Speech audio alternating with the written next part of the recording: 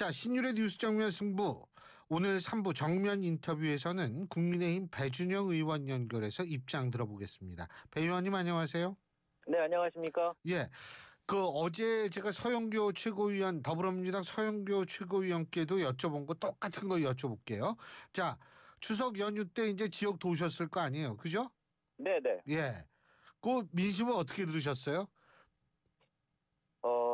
뭐 경제가 좀 어렵다는 거죠. 지금 고금리 고환율을 이래서 물가도 좀 많이 오르고 그래서 좀 경제를 좀 살려달라 이런 말씀이 좀 많았죠. 근데 저는 제 지역구가 인천 면적이 한 3분의 2 정도 됩니다. 그래서 농촌, 오촌, 도시 지역 다 있기 때문에 그래서 쭉 거리 인사도 하고 시장도 찾아다니면서 인사드렸는데 걔가 이제 좀 제 역할을 못 하고 있지 않나요? 빨리 좀 재정상화 해야 된다. 이런 좀 뭐랄까요? 걱정하시는 목소리를 많이 내셨습니다. 예. 어제 서영교 최고위원님은 또 이제 정반대의 말씀도 하시고 그랬는데 그게 당이 다르니까 당연하겠죠. 근데 제가 궁금한 게 하나 있어요. 이 네. 영종대교하고 인천대교 주민들은 무료로 이용할 수 있게 된다는데 이게 주민인지 아닌지 이렇게 톨게이트에서 이게 신분증 보여줘야 돼요? 그게 패스로 이제 입력을 하면은 주민인지 아닌지. 패스. 네네. 그래서 지나가면은 그냥 영원입니다 하고 이제 얘기를 하게 되죠. 네. 영종대교가 먼저 무료가 되고 그 다음에 인천대교가 무료가 되는 거 맞죠? 지금 영종하고 인천대교는 이 영종과 그 옹진군 북도면 주민들에게는 10월 1일서부터 이제 무료가 됐습니다. 예. 1가구 한 대씩. 근데 이제 오늘 이 전국적인 라디오에서 이제 좀 말씀드리고자 하는 거는 잘 모르세요. 주민들만 공짜가 된 줄 아시지? 이게 전 국민이 반값이 됐습니다. 예. 그래서 공항 오시려면은 편도가 영종대교 건너오시는데 그게 인천공항고속도로거든요. 근데 그게 저는 인천대교 건너갈 때도 있어요. 그러세요? 예. 근데 이 그러니까 영종대교 인천공항고속도로가 편도가 톨비가 6,600원이고요. 맞아요. 그리고 인천대교는 5,500원입니다. 예. 너무 비싸죠? 예. 그래서 공항을 가기 때문에 울며 겨자 먹기로 이렇게 오시는 분들이 대부분인데 이유는 그렇습니다. 처음에 그 DJ 정부 때 공항을 만들면서 이제 다리로 연결을 해야 되는데 정부 재정이 안 되니까 전부 민자로 했거든요. 예. 네, 그래서 이게 민자로 하다 보니까 재정 도로에 비해서 통행료를 더 비싸게 받을 수밖에 없고 그래서 영종대교 같은 경우에는 일반 재정고속도로의 2.3배 그리고 인천대교는 2.9배 그러니까 매우 비싸죠. 그래서 이것을 좀 낮춰야 되겠다라는 계획이 꾸준히 있어 왔고 그리고 민자고속도로 통행료 인하를 하기 위해서 2018년도에 민자고속도로 공공성 강화를 위한 통행료 관리 로드맵이라고 해갖고 그 전국에 있는 18개 민자도로가 있는데 이거 요금을 낮추려고 좀 계획을 잡았었거든요. 예. 그래서 2018년서부터 20년까지 한 7개는 낮췄어요. 근데 이 인천대교하고 영종대교는 낮추지 않았는데 이번에 낮추게 돼갖고 이제 영종고속도로를 영종대교를 건너시는 분은 이제 반값에 건너실 수 있고 인천대교는 25년도 말에 5,500원이 되던 게 2,000원으로 깎입니다.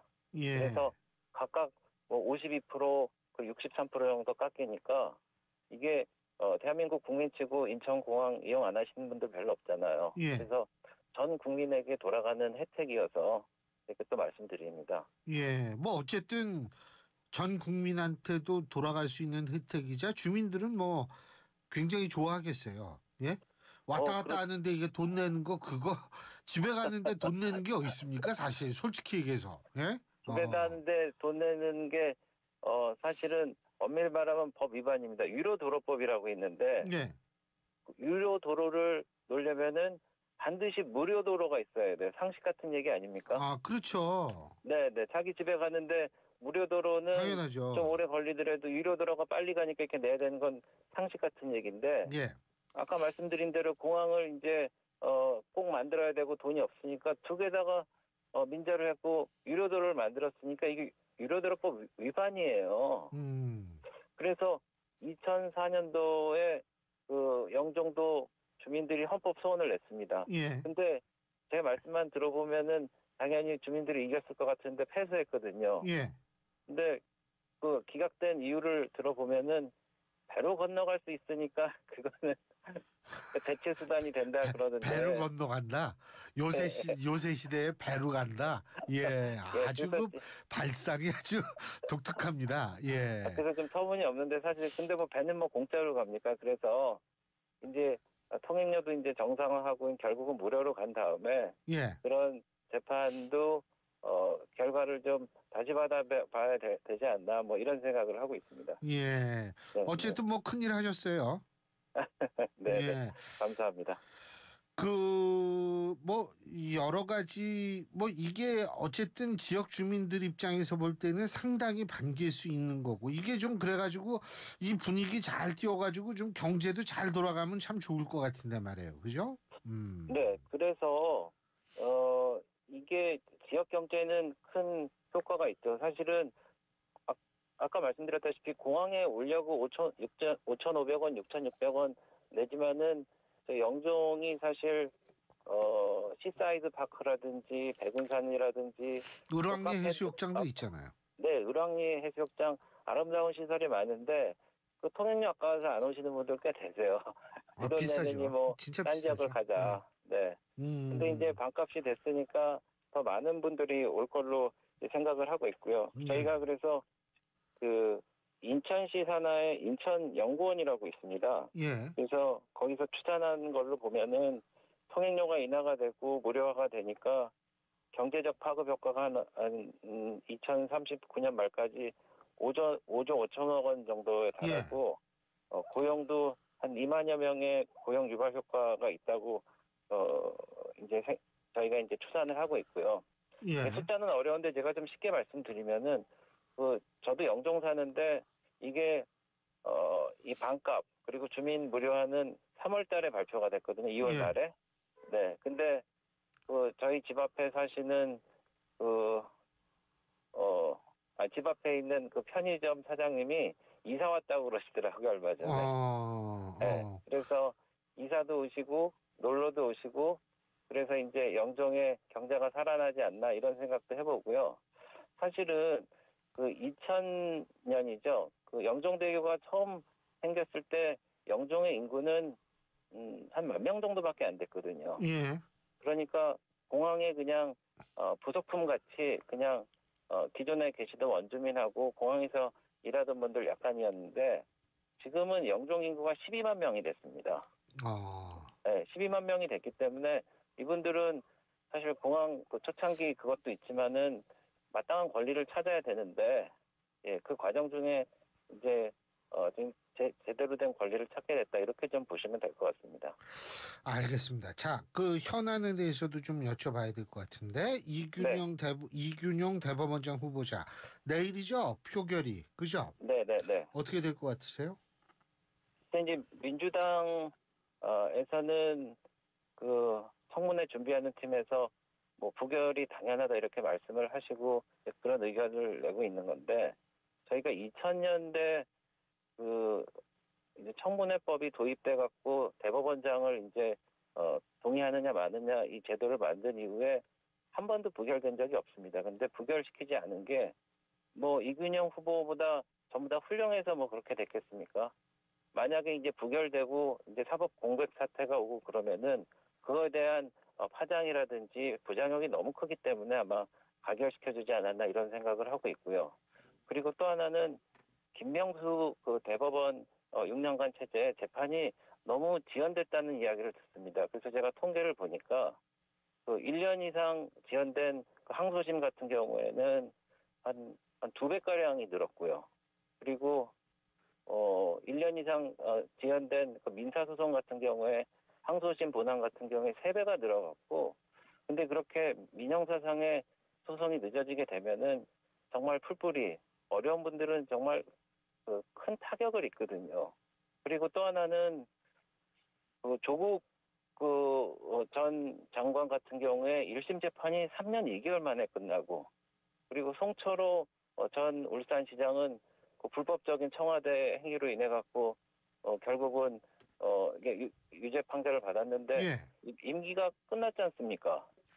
예, 그래서 그런 일들을 이제 개선을 하려고 그러면은 빨리 좀 새로운 시스템을 만들어야 되는데, 그거를 지금 민주당에서 저는 좀 약간 오해인지는 모르겠는데 이균영 그 후보자가 약간 부족하다는 마음에 안 든다는 그런 이유를 들어서 이게 김명수 시전 2를 만들려고 하지 않나, 이런 좀 오해, 그런 제가 이제 우려도 좀 하고 있습니다. 이게 만일 말이에요. 만일 우리의 가정이지만 만일 부결이 된다면 새로운 이 대법원장 후보자 뭐 곧바로 또 이 뭐 제안할 수는 없는 거 아니에요? 이게 시간이 좀 걸릴 것 같죠. 글쎄, 이균영 후보자는 일단 비토를 했다 그러면 동일회견에는 할 수가 없고요. 그러니까 새로운 후보자를 해야 되는데 글쎄 상당히 오랜 기간 좀 또 이제 냉각기를 갖지 않겠습니까? 저걸 해야 될 거 아니에요. 그분의 어떤 그런 평판이라든지 뭐 문제가 있는지 이런 걸 또 다 이 검증을 해야 될 거 아닙니까? 그 시간이 오래 네. 걸릴 수밖에 없겠죠. 네, 그렇게 오래 걸리고, 근데 저는 좀 어떤 언론인이 저한테 알려주셨는데, 그 자료를 보니까 이균영 후보가 문재인 정부 때 대법관 후보군에 빠지지 않고 계속 올리셨더라고요, 보니까. 예. 네, 그러니까 그때는 대법관 후보였고 지금은 안 된다? 이것도 내로남불 아닌가, 이런 생각은 하는데, 그래서 또 이제 대법원장이 공백 상태인데 지금 대법원장 그 권한대행이 계신데 그분은 대법원 전원합의체 판결이라고 대한민국에서 가장 중요한 판례를 만들고 그런 제일 중요한 재판이 있는데, 그거는 대법원장이 예. 뽑히기 전까지는 안 한다고 그러셨거든요. 아하.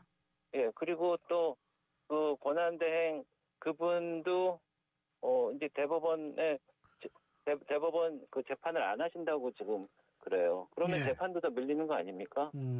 그래서 이런 사태를 글쎄 민주당에서는 후보자의 자질만 갖고 얘기하기에는 상황이 너무 엄중하다. 좀 그런 말씀을 드리고 싶습니다. 그러니까 배준영 의원님의 생각에는 부결까지는 안 시킬 거다. 그죠? 부결을 가능성이 없지는데 예? 부결을 시키는 거는 옳은 선택이 아니라는 걸 제가 말씀을 드리는 겁니다. 근데 아니 기분 상하기보다 부결이 될 것 같으세요? 가결이 될 것 같으세요? 부결될 가능성도 좀 있는 것 같습니다. 네, 민주당이 왜냐면은 그 두 가지는 누구든 다 얘기할 수 있죠. 배 의원님이 어떻게 될 것인지는 좀 아무래도 정치권에 계시니까. 부결 좀 걱정이 됩니다. 그리고 부결될 것이 걱정이 된다. 부결될 것 같습니다. 그래서 저희가 그거에 대한 좀 대책을 세워야 되지 않나, 이런 생각을 하고 있고요. 그리고 지난번에도 보면은 민주당에서 이상민 장관 탄핵을 해갖고 예. 이상민 장관 탄핵에서 기각이 됐는데 167일 동안 당한 부재 상태가 있었습니다. 그래갖고 실세 장관을 이렇게 꺾어버리고 무력화시키려고 했었는데, 이번에도 저희 법무부 장관을 또 탄핵한다고 하는데, 그 탄핵을 해도 법적인 위반이 없기 때문에 당연히 기각이 되는데, 그거는 이제 또 길들이기하고 무력화시키고 공백기를 만들기 위해서 그렇게 끊임없이 도발을 하기 때문에, 그래서 대법원장 건 관련해서도 그 추세대로 나가지 않을까 제가 걱정이 되고, 그렇게 나가게 되면은 분명히 국민적인 역풍을 받을 거기 때문에 사실 오늘 내일 민주당에서도 좀 고민을 할 것 같은데, 부결이 된다 그러면은 뭐 당론이 아니고 자유투표로 한다고 그러지만은 누가 보더라도 뭐 민주당 어떤 의지에 의해서 부결됐다, 그렇게 보고 국민들은 그거를 사법 그 시스템을 공백으로 만든 민주당에 대해서 아마 평가하고 그것에 대해서 글쎄 부정적으로 보지 않을까 그렇게 생각합니다. 그리고 오늘 청문회 있었잖아요. 그죠? 지금도 하고 있을 거예요, 아마. 네. 근데 제가 좀 아까 잠깐 쉴 때 인터넷에 좀 보니까 뭐 욕설도 나오고 그랬던 모양이에요. 유인천 장관 후보자 청문회에서는. 근데 네, 이게 이렇게 청문회 때 이 욕설까지 나오는 이런 거는 좀 그렇지 않아요? 보기에도.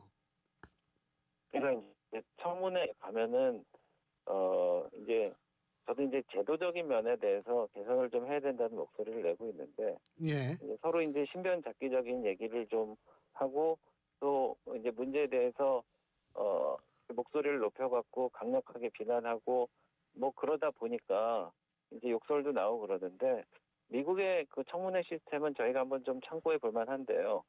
예. FBI 같은 데서 2, 3개월 동안 정밀 검증을 하고 그렇죠. 그리고 또 그 어떤 그 개인적인 문제라든지 뭐 이런 거는 전부 그 서면으로 내갖고 사전 검증을 하고 예. 그리고 그 결과적으로 이 정책에 관련된 거를 이제 청문회에서 사람들이 보는 앞에서 공개적으로 하고 있거든요. 그래서 예를 들면은 예전에 힐러리 클린턴이 국무부 장관 할 때도 예. 뭐 예를 들면은 뭐 클린턴 재단이 그 이 국무부와 병립하면서 기여할 수 있는 방안이 뭐냐. 그리고 정책적으로는 뭐 이란의 핵 문제라든지 아프가니스탄과 뭐 파키스탄의 국경 분쟁 문제라든지 그리고 유엔의 경영 개혁 문제라든지 뭐 이런 거를 이제 정말 그 진검승부를 정책을 위한 이런 거를 해왔기 때문에 저희도 좀 제도 개선을 해야 된다고 생각하는데요. 예. 문재인 정부에서도 37번의 그 말하자면 밀어붙이기 예. 그 청문회 청문 통과가 보고서 있었는데 채택 안 되고서 이제 임명한 거예요. 그렇죠. 그래서 청문 보고서 채택 안 된 게 24번이고 예. 제 기억으로는 그냥 그냥 밀어붙이고 예. 그냥 단독 의견 낸 게 13번이에요. 그래서 37번이거든요. 예. 그래서 너무 제도를 탓하는 건 문제가 있지만은 이쯤 되면은 예. 제도도 좀 손봐야 되지 않나 뭐 그런 고민을 좀 하고 있습니다. 알겠습니다. 자, 오늘 말씀 여기까지 듣겠습니다. 고맙습니다. 네, 감사합니다. 예, 지금까지 국민의힘 배준영 의원이었습니다.